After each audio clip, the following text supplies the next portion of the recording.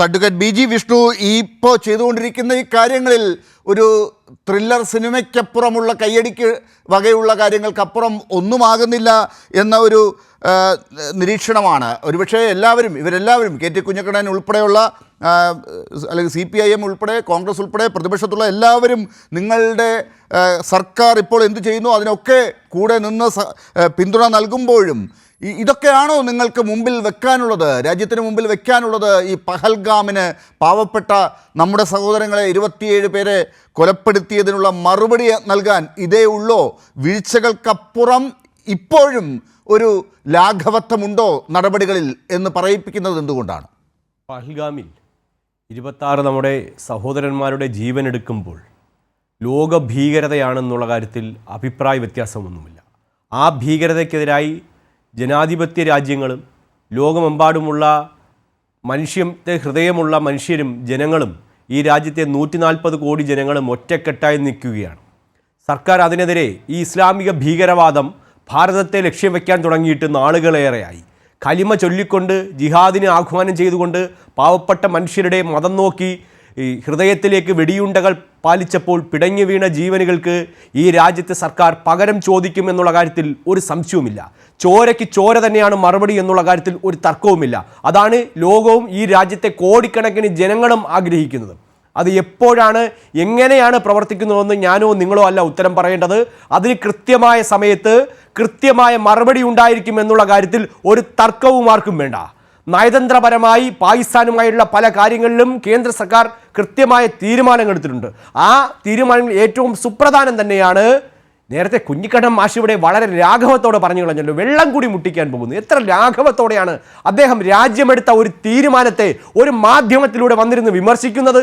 അദ്ദേഹം എന്തേ ഈ തീരുമാനത്തോട് വിയോജിക്കുകയാണോ എന്ന് മാത്രം അദ്ദേഹം പറയാതെ പറഞ്ഞിരിക്കുകയാണ്. കാരണം പാകിസ്ഥാനിലെ മാത്രമേ ഉള്ളൂ എന്നാണ് ചോദിച്ചത്. ഇത് മാത്രമേ ഉള്ളൂ എന്നാണ് നിങ്ങൾ ആരും പറഞ്ഞപ്പോൾ ഞാൻ ഇടയ്ക്ക് കയറി ഇടപെട്ടിട്ടില്ല. ഞാൻ നിങ്ങൾ പറഞ്ഞതെല്ലാം വളരെ കേട്ടിരിക്കുകയായിരുന്നു. ഞാൻ പറഞ്ഞു പൂർത്തിയാക്കട്ടെ. ആ നദീജല കരാർ അവരുടേതായ ഭാഷയിൽ മറുപടി കൊടുക്കാൻ തയ്യാറാവണം. ഈ രാജ്യത്തെ ജനങ്ങളെ കൊന്ന ഭീകരവാദികൾക്ക് അവരുടേതായ ഭാഷയിൽ മറുപടി കൊടുക്കാനുള്ള ആർജവമാണ് ഭരണാധികാരികൾക്ക് വേണ്ടത്. ആർജവം കാണിക്കാൻ പറ്റാതെ പോയത് ഭരണാധികാരികൾ, നമ്മുടെ ഡിഫൻസ് സിസ്റ്റം, നമ്മുടെ നാഷണൽ സെക്യൂരിറ്റി സിസ്റ്റം അതിന് വന്ന ഗുരുതരമായ പാളിച്ച മൂലമാണ്. വിഷ്ണു, അതായത് ഈ കാര്യത്തിൽ നമ്മൾ തുടക്കത്തിൽ ചെയ്യേണ്ടതോ ചെയ്തില്ല, അതിൽ തന്നെ ഇവർക്ക് ഇങ്ങോട്ടേക്ക് കയറി വരാനുള്ള അവസരം ഉണ്ടാക്കി അവർ ഇവിടെ വന്ന് എല്ലാം ചെയ്തു തീർത്ത് പോകുമ്പോഴും നമ്മൾ ഇങ്ങനെ തന്നെയാണോ എന്നാണ് ചോദ്യം. നിങ്ങളാരും ഇടയ്ക്ക് കയറി സംസാരിച്ചപ്പോൾ ഞാൻ ഇടപെട്ടിട്ടില്ല. കാരണം എനിക്ക് പറയാനുള്ള സമയത്ത് നിങ്ങളാരും തിരിച്ചു കയറി ഇടപെടില്ല എന്നതോടെ ഞാൻ വീണ്ടും സംസാരിക്കും. പറഞ്ഞോളൂ. ഈ രാജ്യത്തെ ഒരു പൗരന്റെ ജീവനെടുത്താൽ അത് കൃത്യമായി തിരിച്ചടി ഇസ്ലാമിക ഭീകര രാഷ്ട്രമായ പാകിസ്ഥാന് നൽകാൻ ആർജവമുള്ള ഒരു സർക്കാരാണ്, ഒരു രാജ്യമാണ് നമ്മുടേതെന്ന് നമ്മൾ പലതവണ തെളിയിച്ചിട്ടുണ്ട്. പുൽവാമയിലടക്കം ആക്രമണം ഉണ്ടായപ്പോൾ പാകിസ്ഥാന്റെ ഭീകര കേന്ദ്രങ്ങൾക്ക് അതിശക്തമായ മറുപടി ഈ രാജ്യം നൽകിയിട്ടുണ്ട്.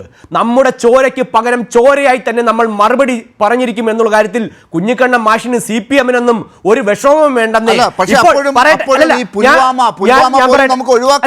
ശ്രീസായ്, ഞാൻ താങ്കൾ സംസാരിക്കുമ്പോൾ ഞാൻ ഇടപെടില്ല. ഞാൻ പറഞ്ഞ് പൂർത്തിയാക്കിയതിനു ശേഷം താങ്കൾക്ക് ചോദിക്കാം. അപ്പോൾ ഈ സംഭവമുണ്ടായി, കേന്ദ്ര സർക്കാർ നയതന്ത്ര തലത്തിൽ നടപടികളെടുത്തു. പാകിസ്ഥാന്റെ വെള്ളം കൂടി മുട്ടിക്കുമെന്ന് ലാഘവത്തോടെ ചോദിച്ചു. അതെ, വെള്ളം കൂടി മുട്ടാൻ പോവുകയാണെന്നേ.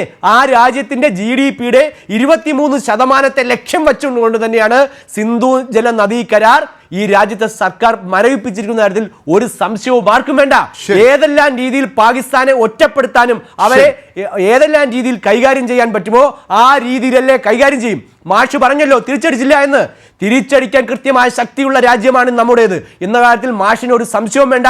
അതിന് ആർജവമുള്ള ഒരു സർക്കാരുമുണ്ട്. പിന്നെ എപ്പോൾ തിരിച്ചടിക്കുമെന്നുള്ളത് എന്നോട് ചോദിച്ചിട്ടോ മാഷിനോട് ചോദിച്ചിട്ടോ ന്യൂസ് സെന്ററിനോട് ചോദിച്ചിട്ടോ അല്ല. ഇത് സർക്കാരിന് മാത്രം പ്രാപ്യമായ സർക്കാർ തലത്തിൽ ആലോചിച്ച് കൃത്യമായി സമയത്ത് നടപ്പിലാക്കുന്ന ഒരു കാര്യം മാത്രമാണ്.